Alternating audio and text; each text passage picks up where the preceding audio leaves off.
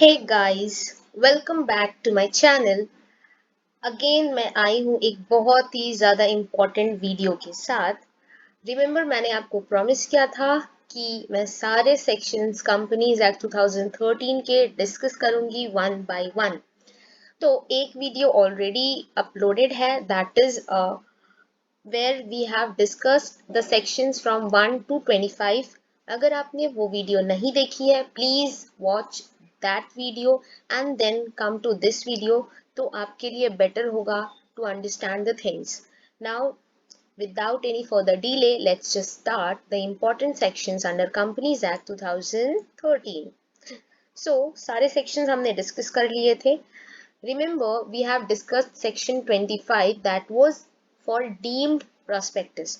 Okay, so prospectus शुरू हो जाता है from section 25 से. Next section is section 26. Section 26 actually states the different matters that need to be stated in the prospectus. While discussing the prospectus part, we have discussed that under prospectus, three important informations must be there. One is the financial information, one is the general information, and one is the statutory information. So, section 26 states that. Next is section 27. Section 27 simply states that if any variation needs to be done in case of prospectus, then what are the provisions, how this alteration should be done. Section 28 is not so important, but yeah, here offer of sale of the shares by a certain member of the company. So these things are stated under section 28. Next is section 29. This section actually states us that all the securities need to be in a dematerialized form. Dematerialized form means it should be kept in a electronical form. Next section आता है, that is important, section 30, which is for the advertisement of the prospectus. We know that prospectus is a kind of a document which is advertised, which is for attracting the general public so that they can invest their valuable money in our company. So section 30 states us about the advertisement of the prospectus. Next, while discussing the prospectus, remember we have discussed different types of prospectus. One is under section 25, that is deemed prospectus. We already have discussed. Next is section 31, that is a self prospectus. Remember, shelf prospectus is a kind of a prospectus which the company can prepare for one time and can use for more than one time within 1 year. And this is prepared by the company when the company actually plans to issue the shares in different portions within a year. So they prepare this kind of shelf prospectus which they use at the time of any kind of issues, but they need to do the necessary alterations. Yeah.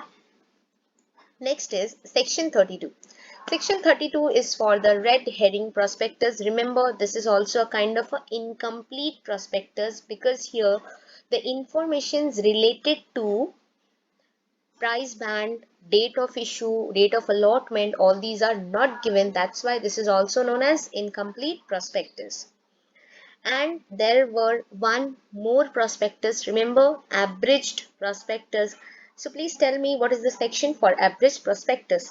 Please write your answer in the comment. Next is section 33.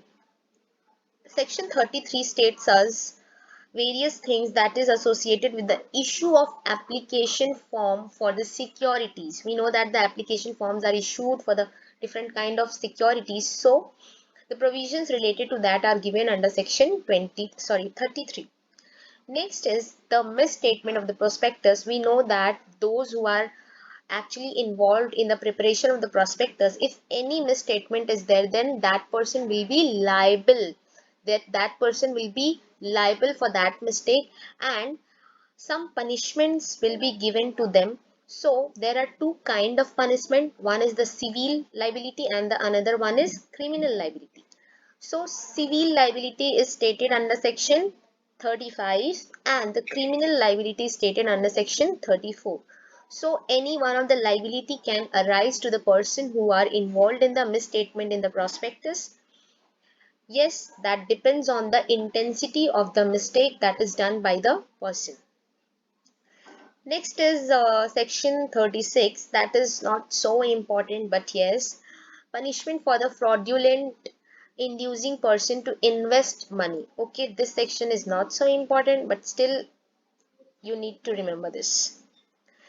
Next is if that fraudulent activity is done by that person, then the affected person can take some actions. So that what actions that person can take is given under section 37. Next is what is the punishment for personation, that is given under section 38.